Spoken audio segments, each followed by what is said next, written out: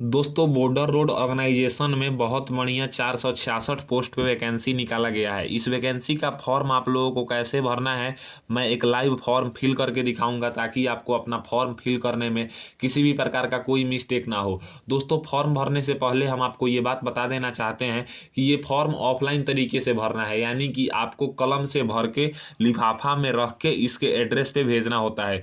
दोस्तों, अगर हम बात करें फॉर्म भरने की तो इसका 4 पेज का एप्लीकेशन फॉर्म है। ये पहला पेज आपने देखा, ये दूसरा पेज हो गया, उसके बाद ये तीसरा पेज हो गया और ये चौथा पेज हो गया जो कि एडमिट कार्ड है हमारा। तो किसी भी फॉर्म को भरने से पहले आपको जो है ना इसका नोटिफिकेशन समझना बहुत जरूरी होता है, क्योंकि बिना नोटिफिकेशन को समझे अगर आप फॉर्म को भरेंगे तो आप कहीं ना कहीं कुछ ना कुछ गलत कर देंगे। तो मैं बहुत आसान भाषा में पूरा नोटिफिकेशन समझाऊंगा और पूरा फॉर्म बताऊंगा कि कैसे क्या करना है।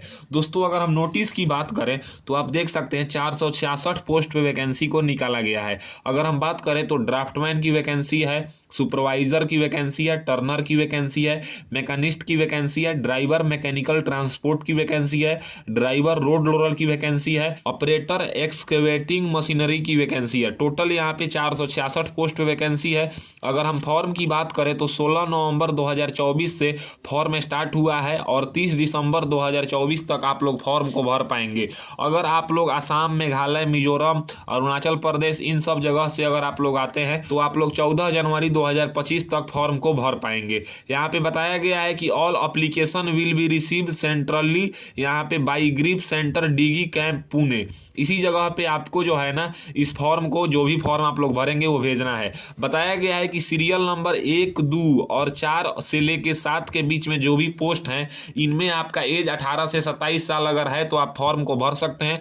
30 दिसंबर 1997 से लेकर 30 दिसंबर 2006 के बीच में जिनका डेट ऑफ बर्थ है और वो जनरल कैटेगरी में है तो वो फॉर्म को भर सकते हैं। अगर आप ओबीसी कैटेगरी से हैं तो 30 दिसंबर 1994 से लेके 30 दिसंबर 2006 के बीच में डेट ऑफ बर्थ है तो आप फॉर्म को भर सकते हैं। अगर आप SC ST से हैं तो 30 दिसंबर 1992 से लेके 30 दिसंबर 2006 के बीच में डेट ऑफ बर्थ है तो आप फॉर्म भर सकते हैं। एक है सीरियल नंबर 3, यानी कि जो सीरियल नंबर 3 है वो टर्नर की वैकेंसी है। टर्नर की वैकेंसी का फॉर्म भरने के लिए आपका एज 18 से 25 होना चाहिए, यानी कि 30 दिसंबर 1999 से लेके 30 दिसंबर 2006 के बीच में अगर आपका डेट ऑफ बर्थ है तो आप इस फॉर्म को भर सकते हैं। अब बात करते हैं इसके अगले पेज पे। ये तो हो गया किस डेट से स्टार्ट हो रहा है, कब तक आप लोग फॉर्म को भरेंगे। यहाँ पे अगर आप देखिएगा तो बोला गया है कि only male candidates need a apply, यानी कि ये जो फॉर्म है ये केवल पुरुष के लिए है, इसमें महिला नहीं आवेदन दे सकती हैं। Female candidates need not apply. ये candidates must be either citizen of India अगर आपका है तो आप इस फॉर्म को भर सकते हैं।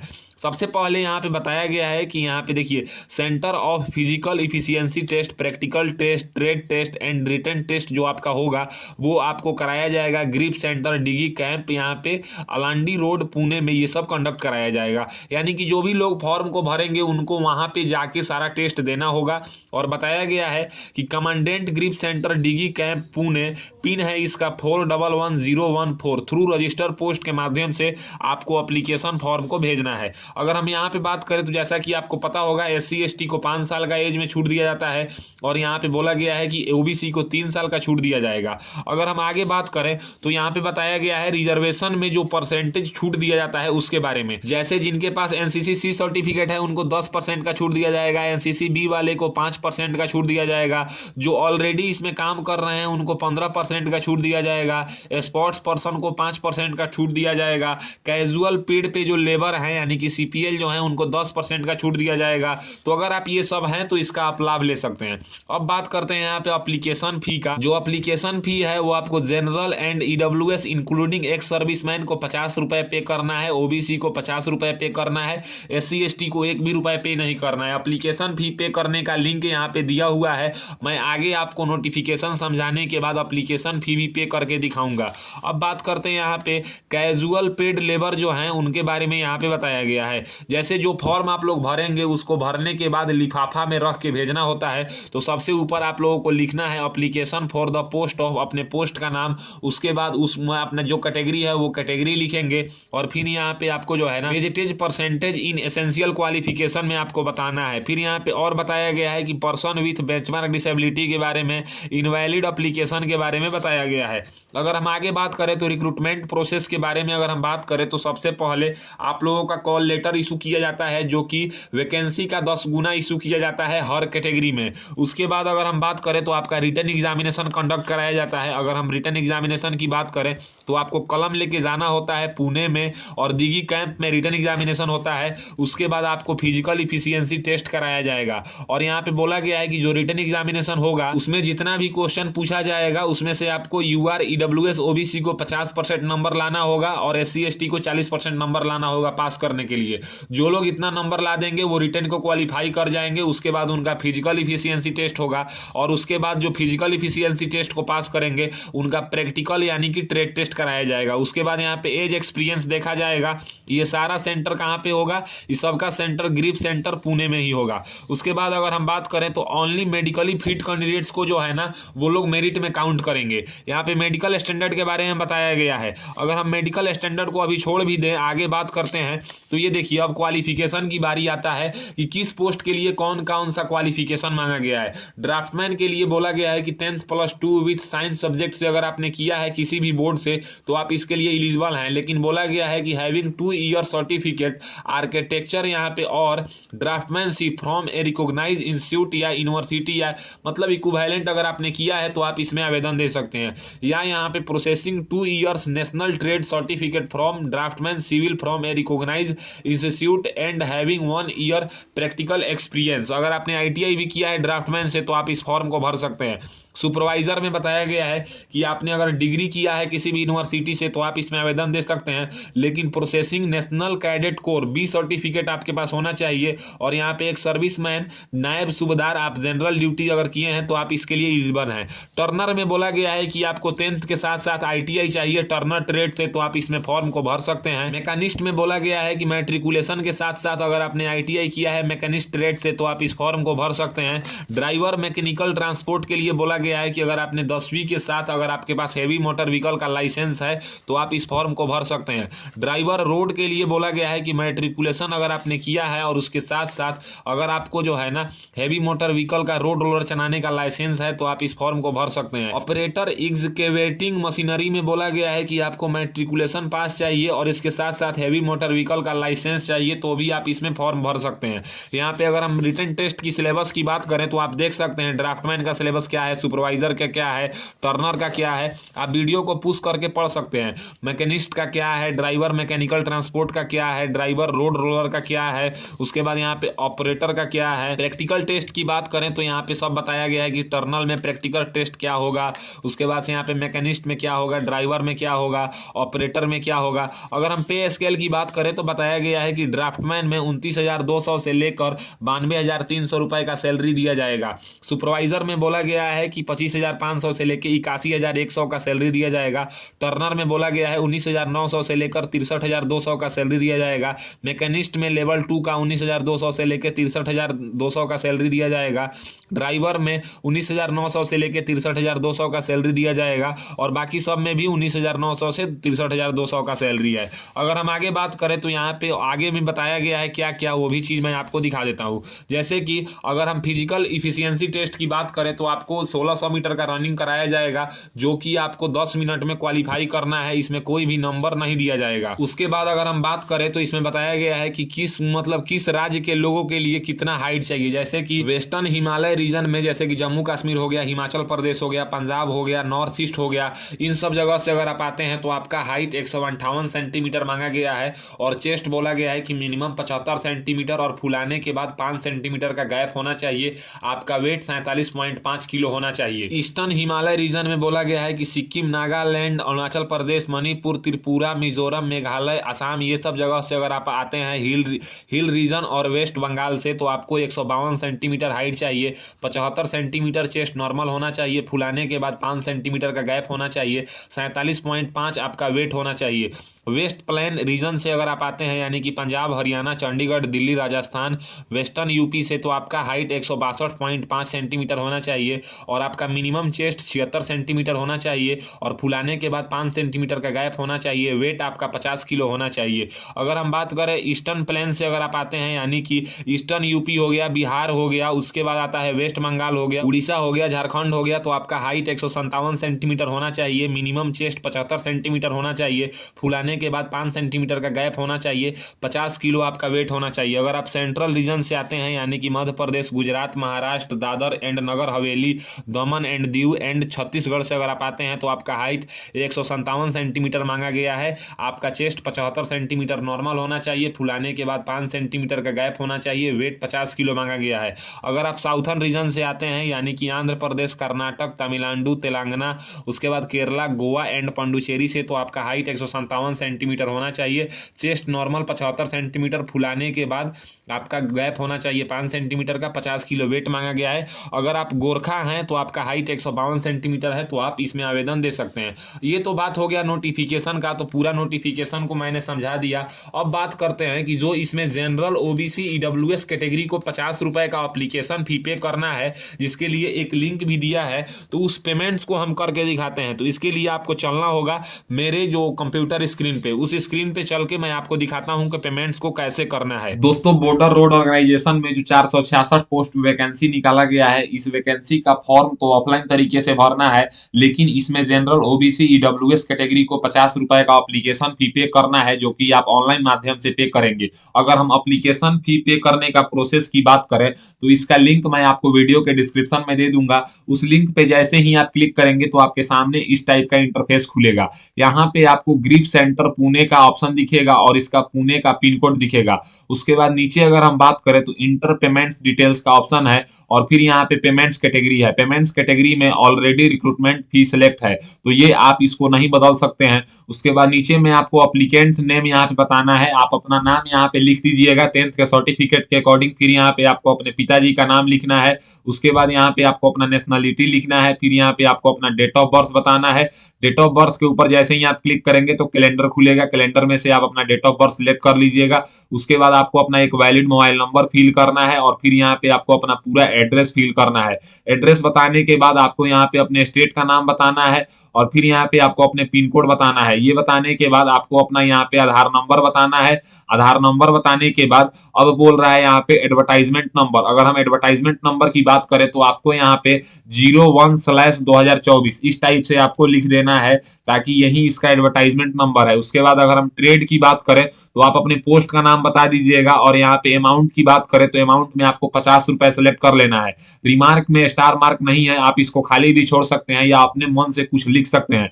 फिर यहाँ पे नीचे अगर हम बात करें, तो आपको इंडिविजुअल वाला ऑप्शन ही टिक रहने देना है, ऑर्गेनाइजेशन पे टिक नहीं करना है। और यहाँ पे इंडिविजुअल यानी कि खुद का अपना नाम फिल करना है और फिर यहाँ पे आपको अपना डेट ऑफ बर्थ फिल करना है। और उसके बाद अगर हम बात करें, तो यहाँ पे आपको अपना मोबाइल नंबर फिल करना है और फिर यहाँ पे एक वैलिड ईमेल आईडी फिल करना है। उसके बाद आपके सामने यहाँ पे लिखा होगा I have read and agree to the term and condition. इसके आगे एक बॉक्स होगा, इस बॉक्स को टिक कर दीजिएगा और फिर यहाँ पे नीचे आपको देखने को मिलेगा enter the text as so in the image, यानी कि जो कैप्चा आपको यहाँ पे दिखाई दे रहा है, इस कैप्चा को आपको यहाँ पे लिख देना है और फिर यहाँ पे नेक्स्ट के ऊपर क्लिक करना है। जैसे ही आप नेक्स्ट के ऊपर क्लिक करेंगे, तो आपने जितना भी डिटेल्स फिल किया होगा, उन सब डिटेल्स का एक वेरिफिकेशन आएगा। इसमें आप वेरीफाई कर लीजिएगा कि जो जो आपने फिल किया है वो सब सही है। अगर सब कुछ सही है, तो आपको सिंपली यहाँ पे नेक्स्ट के ऊपर क्लिक करना है। जैसे ही आप नेक्स्ट के ऊपर क्लिक करेंगे, तो अब आपके सामने यहाँ पे आएगा कि अपना पेमेंट्स किस माध्यम से करना चाहते हैं। जैसे कि अगर आप स्टेट बैंक के नेट बैंकिंग से करेंगे, तो आपको 11 रुपया 80 पैसा एक्स्ट्रा देना होगा। अगर आप अदर बैंक के नेट बैंकिंग से करेंगे, तो आपको 17 रुपया 70 पैसा एक्स्ट्रा देना होगा। यहाँ पे बताया गया है कि अगर आप रुपए डेबिट कार्ड से करेंगे किसी भी बैंक के, तो आपको 0 रुपया लगेगा। क्रेडिट कार्ड से करेंगे तो 13 रुपया एक्स्ट्रा लगेगा। प्रीपेड कार्ड से करेंगे तो 13 रुपया एक्स्ट्रा लगेगा। और यहाँ पे ब्रांच से अगर आप पे करेंगे, तो आपको 59 रुपया एक्स्ट्रा देना होगा एसबीआई के लिए। और यहाँ पे एनईएफटी आरटीजीएस अगर आप करेंगे, तो आपको 15 रुपया एक्स्ट्रा देना होगा। यूपीआई वाले ऑप्शन में 1 भी रुपए का एक्स्ट्रा चार्ज नहीं है, तो हम यहाँ पे यही ऑप्शन चूज करेंगे। क्लिक हियर के ऊपर क्लिक करेंगे। जैसे ही हम क्लिक हियर के ऊपर क्लिक करेंगे, तो हमारे सामने आएगा कि आप जो है ना यूपीआई आईडी से पेमेंट्स करना चाहते हैं कि अपना क्यूआर कोड से पेमेंट्स करना चाहते हैं। तो हम क्यूआर कोड से पेमेंट्स करना चाहते हैं, तो हम क्यूआर कोड के ऊपर क्लिक करेंगे। जैसे ही हम क्यूआर कोड के ऊपर क्लिक करेंगे, हमारे सामने जो है ना एक यहाँ पे क्यूआर कोड खुल के आएगा। इस क्यूआर कोड को जैसे कि हम दुकान में या मॉल में शॉपिंग करने के बाद पेमेंट्स करते हैं उसी टाइप से हम स्कैन करके पेमेंट्स करेंगे। स्कैन करके पेमेंट्स करेंगे तो हमारा पेमेंट सक्सेसफुल हो जाएगा और हमारे सामने जो है ना पेमेंट्स का पीडीएफ डाउनलोड करने का ऑप्शन आएगा, उस पीडीएफ को हम डाउनलोड कर लेंगे। उस पीडीएफ में डाउनलोड करने के बाद अगर आप देखिएगा तो आपके सामने एक रेफरेंस नंबर दिया होगा, जिस रेफरेंस नंबर को DU से स्टार्ट होगा। यही आपको जो है ना एप्लीकेशन फॉर्म में लिखना है, जहां पे आपको बोला गया है ना ऑनलाइन पेमेंट्स रेफरेंस, वहां पे आपको इसी टाइप से होगा वो लिख देना है। तो इस टाइप से आपको पेमेंट्स को अपना करना है। तो पेमेंट्स करने का प्रोसेस हमने देख लिया। अब बात करते हैं कि फॉर्म को कैसे भरना है। तो जो भी लोग इसमें आवेदन देना चाहते हैं उनके मन में सबसे पहला डाउट यही होगा कि मेरे पास एप्लीकेशन फॉर्म नहीं है, हम एप्लीकेशन फॉर्म कहां से लें। तो एप्लीकेशन फॉर्म आपको कहीं से खरीदने की कोई जरूरत नहीं है। एप्लीकेशन फॉर्म अगर आपको चाहिए तो एकदम बढ़िया क्वालिटी में मैं आपको मुफ्त में दे दूंगा। बस आपको इसके लिए डिस्क्रिप्शन में दिए हुए टेलीग्राम या व्हाट्सएप ग्रुप को ज्वाइन करना है, वहां से आपको एप्लीकेशन फॉर्म और पूरा नोटिफिकेशन मिल जाएगा। उसको आपको क्या करना है कि 75 GSM वाले पेपर जो होते हैं A4 साइज का, उस पे इनको प्रिंट करा लेना है। पहला पेज रंगीन में कराइएगा, बाकी उसके बाद अगर आप ब्लैक एंड व्हाइट में भी कराएंगे या रंगीन में कराएंगे तो उससे कोई खास फर्क नहीं पड़ेगा।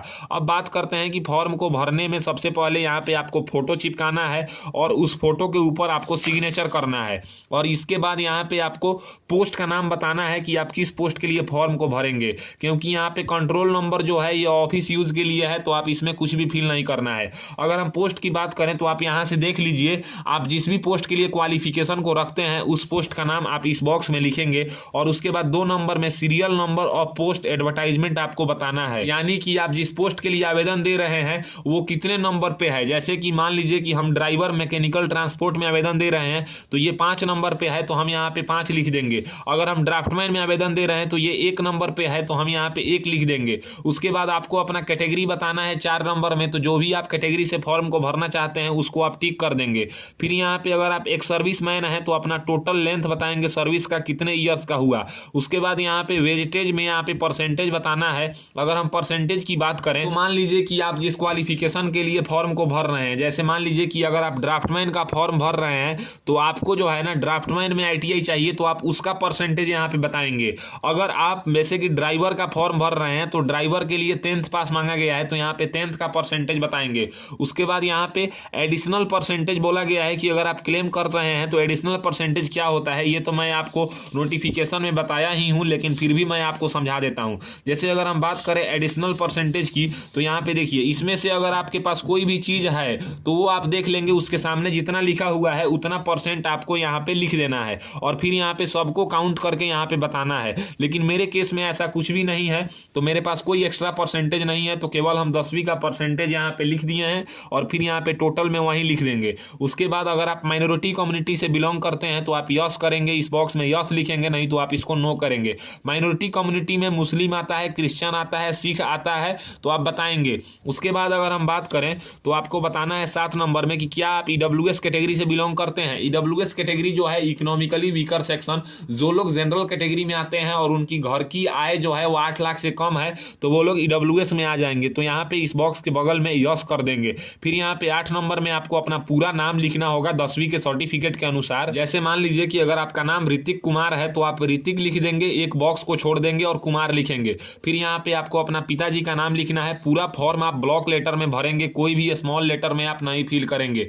फिर 10 नंबर में आपको अपना डेट ऑफ बर्थ फिल करना होगा। 11 नंबर में पूरा आपका एड्रेस फिल करना होगा पिन कोड के साथ, पिन कोड आपको यहाँ पे फिल करना है। फिर यहाँ पे 12 नंबर में आपको अपना प्रेजेंट पोस्टल एड्रेस फिल करना होगा पिन कोड के साथ। परमानेंट एड्रेस और प्रेजेंट एड्रेस में अंतर कुछ भी नहीं होता है। अगर जहाँ पे आप अभी प्रेजेंट टाइम में रह रहे हैं वो आपको प्रेजेंट एड्रेस हो गया और जहाँ पे आपका जन्म हुआ है वो आपका परमानेंट एड्रेस हो गया। तो इस टाइप से अगर आप फिल करेंगे, अलग अलग है तो अलग अलग, अगर दोनों एक है तो एक ही फिल करेंगे।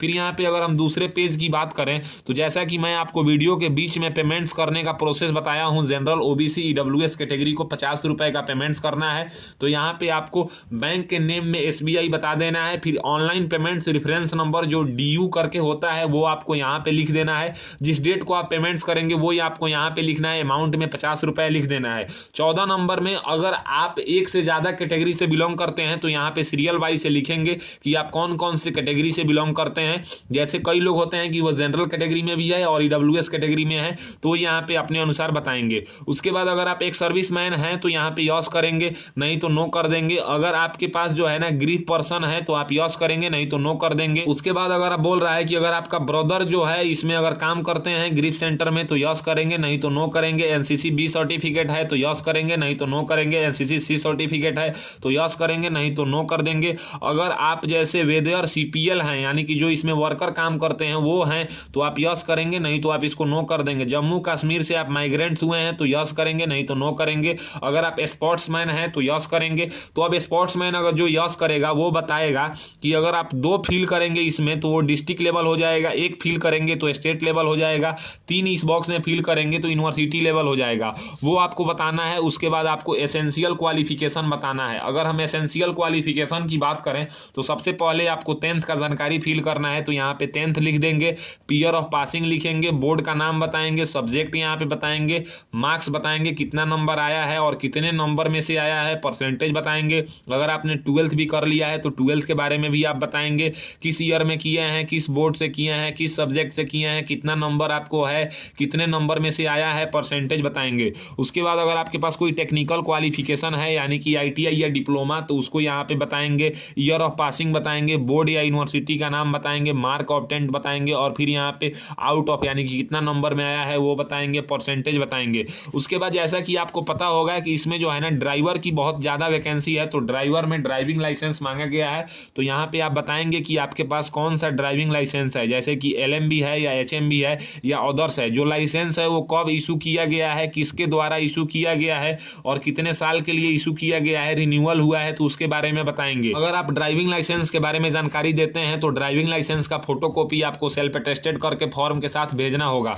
उसके बाद अब आता है तीसरा पेज। अगर हम तीसरे पेज की बात करें तो आपको टोटल ईयर ऑफ एक्सपीरियंस बताना होगा, कितने साल का आपके पास एक्सपीरियंस है। जैसे कि name and address of employer आप अपना यहाँ पे बताएंगे, फिर यहाँ पे कब से कब तक काम किए हैं, नेचर ऑफ वर्क क्या था, मंथली सैलरी क्या था और आप परमानेंट थे या टेम्परेरी थे ये बताएंगे। उसके बाद जो बॉर्डर रोड ऑर्गेनाइजेशन में लेबर हैं सीपीएल वाले वो यहाँ पे अपना बताएंगे कि अपना यूनिट बताएंगे या फॉर्मेशन बताएंगे, कब से कब तक थे, कि मतलब किस महीना से किस ईयर तक थे। उसके बाद यहाँ पे ट्रेड बताएंगे, प्रेजेंट स्टेटस बताएंगे और फिर यहाँ पे आपको अपने आधार कार्ड से जुड़ा मोबाइल नंबर इस बॉक्स में फिल करना होगा। दूसरा मोबाइल नंबर आप फिल नहीं करेंगे और 21 नंबर में अपना आधार कार्ड का नंबर फिल करेंगे। फिर यहाँ पे 21 नंबर में आपको अपना ईमेल आईडी फिल करना होगा। उसके बाद अगर हम नीचे बात करें तो आप जिस जगह से फॉर्म को भर रहे हैं उस जगह का यहाँ पे नाम लिख देंगे, जिस डेट को फॉर्म भर रहे हैं वो डेट का नाम लिख देंगे। यहाँ पे आपको अपना लेफ्ट थंब इंप्रेशन देना है और फिर यहाँ पे सिग्नेचर कर देना है। तीसरा पेज भी हमारा फिलअप हो चुका है। अब बात करते हैं चौथे पेज की। तो चौथा पेज आपको फॉर्म भरने में यहाँ पे सबसे पहले पोस्ट का नाम बताना है और इसमें कुछ भी फिल नहीं करना है, ये ऑफिस यूज के लिए है। नीचे में आपको यहाँ पे फोटो चिपकाना है और यहाँ पे आपको अपना नाम लिखना है, पिताजी का नाम लिखना है, हाउस नंबर या नेम लिखना है, विलेज का नाम, पोस्ट ऑफिस का नाम, तहसील का नाम, डिस्ट्रिक्ट का नाम, स्टेट का नाम, पिन कोड और यहाँ पे आधार नंबर लिखना है। फिर यहाँ पे आप सिग्नेचर कर देंगे और लेफ्ट थंब इंप्रेशन यहाँ पे लगा देंगे। इसके अलावा आपको कुछ भी फिल नहीं करना है। ये जो सिग्नेचर और लेफ्ट थंब इंप्रेशन आपको देना है ये एप्लीकेशन फॉर्म भरते टाइम पे देना है। यहाँ पे जो सिग्नेचर और लेफ्ट थंब इंप्रेशन देना है ये आपको रिटन टेस्ट में देना है और तीसरा नंबर जो सिग्नेचर और लेफ्ट थंब इंप्रेशन देना है ये आपको फिजिकल टेस्ट के टाइम पे देना है। चौथा नंबर जो आपको सिग्नेचर करना है और लेफ्ट थंब इंप्रेशन देना है ये प्रैक्टिकल टेस्ट में देना है और सबसे आखिरी वाला जो है यानी कि 5वां नंबर इसको आपको देना है ज्वाइनिंग के टाइम पे। तो ये आप पहला करके बाकी सबको खाली छोड़ देना है। यही 4 पेज का हमारा एप्लीकेशन फॉर्म था जो कि हमने सक्सेसफुली भर लिया है। एप्लीकेशन फॉर्म भरने के बाद आपके मन में एक डाउट आता होगा कि इसके साथ कौन कौन सा डॉक्यूमेंट्स लगाना है और उस डॉक्यूमेंट्स को कैसे लगाना है। तो डॉक्यूमेंट्स के बारे में समझाएं इससे पहले मैं आपको ये बता देता हूं कि आपको इन्वेलप को कैसे फिल करना है। तो ये रहा इन्वेलप जो कि आपको किताब के दुकान में मिल जाएगा, 2-3 रुपए में इसको आप खरीद लीजिएगा। और सबसे ऊपर में आपको क्या फिल करना है तो application for the post of, आप जिस पोस्ट के लिए आवेदन दे रहे हैं उस पोस्ट का नाम आप पूरा लिखेंगे, फिर यहाँ पे कैटेगरी लिखेंगे और उसके बाद यहाँ पे आपको बताना है वेटेज परसेंटेज इन, अपना क्वालिफिकेशन का परसेंटेज बताना है और यहाँ पे इन क्वालिफिकेशन यहाँ पे एसेंशियल क्वालिफिकेशन। फ्रॉम में आपको अपना पूरा एड्रेस लिखना है पिन कोड और मोबाइल नंबर के साथ और 2 में आपको भेजने का पता है commandant GREF centre Dighi camp Pune pin 411015। ये हो गया हमारा भेजने का पता जो लिफाफा पे लिखना है। अब बात करते हैं डॉक्यूमेंट्स का जीरोक्स कौन कौन सा लगाना है। तो अगर हम इंपॉर्टेंट डॉक्यूमेंट्स की बात करें तो सबसे पहले एजुकेशन क्वालिफिकेशन। एजुकेशन क्वालिफिकेशन में कौन कौन सा डॉक्यूमेंट्स आ जाता है है तो आप जितना भी क्वालिफिकेशन का डॉक्यूमेंट्स लगाएंगे उसका सर्टिफिकेट भी लगाना है और मार्कशीट का जीरोक्स लगाना है। कोई भी डॉक्यूमेंट्स आप ओरिजिनल नहीं लगाएंगे, सबका जीरोक्स करा लेंगे। जैसे कि अगर आपने ग्रेजुएशन तक किया है पढ़ाई तो ग्रेजुएशन का लगाएंगे, 10th तक किए हैं तो 10th लगाएंगे, 12th तक किए हैं तो 12th यहाँ पे लगाएंगे। पूरा अपना एजुकेशन क्वालिफिकेशन का जीरोक्स करा लीजिएगा। उसके बाद अगर आपके पास टेक्निकल सर्टिफिकेट है, यानी कि अगर आपने ITI या डिप्लोमा किया है तो उसका भी सर्टिफिकेट का जीरोक्स करा लेंगे। अगर आपके पास ड्राइविंग लाइसेंस है तो उसका भी आप जीरोक्स करा लेंगे। आधार कार्ड का जीरोक्स करा लेना है। डोमिसाइल सर्टिफिकेट का जीरोक्स करा लेना है। Caste certificate SC ST OBC candidates को अपना जीरोक्स करा लेना है। EWS कैंडिडेट्स को EWS सर्टिफिकेट का जीरोक्स करा लेना है। अगर आपके पास NCC सर्टिफिकेट है तो इसका भी आप जीरोक्स करा लेंगे। अगर आपके पास स्पोर्ट्स सर्टिफिकेट है तो उसका भी आप जीरोक्स करा लेंगे। एक्सपीरियंस सर्टिफिकेट है तो उसका भी आप जीरोक्स करा लेंगे। यानी कि सभी डॉक्यूमेंट्स का जीरोक्स ही भेजना है। कोई भी डॉक्यूमेंट्स आप ओरिजिनल नहीं भेजेंगे। फॉर्म के साथ सभी डॉक्यूमेंट्स का फोटोकॉपी भेजना है सेल्फ अटेस्टेड करके। उसके बाद फॉर्म में कोई भी जानकारी गलत नहीं भरना है और ना ही ओवरराइटिंग करना है। फॉर्म को रजिस्टर पोस्ट से भेजना है। फॉर्म के साथ पेमेंट्स का भी कॉपी आपको भेजना है। अब बात करते हैं जितना भी डॉक्यूमेंट्स मैंने आपको दिखाया इन सब डॉक्यूमेंट्स के जीरोक्स के ऊपर आपको सेल्फ अटेस्टेड कर देना है। सेल्फ अटेस्टेड का मतलब होता है कि अगर आप सिग्नेचर करके और डेट को लिख देंगे, इसी को हम सेल्फ अटेस्टेड बोलते हैं। और इन सब फोटोकॉपी को जो 4 पेज का एप्लीकेशन फॉर्म है इसी के जस्ट नीचे आपको क्या करना है ना कि लगा देना है। अब ये लगाने के बाद सभी एप्लीकेशन फॉर्म को और डॉक्यूमेंट्स को आप क्या करेंगे कि फोल्ड कर लेंगे। इसको फोल्ड करने के बाद अब जो लिफाफा पे मैंने आपको एड्रेस लिख के दिखाया था, यानी कि ये जो एड्रेस आपने ये लिफाफा पे लिखा है, इसके अंदर आपको अपना एप्लीकेशन फॉर्म जो 4 पेज का है एडमिट कार्ड के सहित और अपना पूरा डॉक्यूमेंट्स का जीरोक्स इसी के अंदर आपको रख देना है। और रखने के बाद गोंद से चिपका देना है। और चिपकाने के बाद इस एड्रेस पे आपको रजिस्टर पोस्ट के माध्यम से 30 दिसंबर से पहले भेज देना है। तो इस तरीके से आज की इस वीडियो में आपने जाना कि जो 466 पोस्ट पे दिघी कैंप पुणे में बॉर्डर रोड ऑर्गेनाइजेशन के तरफ से बहुत बढ़िया वैकेंसी निकाला गया है। इस वैकेंसी का ऑफलाइन फॉर्म आप लोग कैसे भरेंगे। अगर मेरी दी हुई जानकारी आपको पसंद आता है तो मेरे वीडियो को लाइक कीजिए एंड ऐसे ही इन्फॉर्मेटिव वीडियो के लिए मेरे चैनल को सब्सक्राइब कीजिए। आज के लिए बस इतना ही, मैं आपसे विदा लेना चाहूंगा। तब तक आप लोग देखते रहिए मेरा यूट्यूब चैनल फॉर्म फिलअप की नॉलेज। जय हिंद, जय भारत।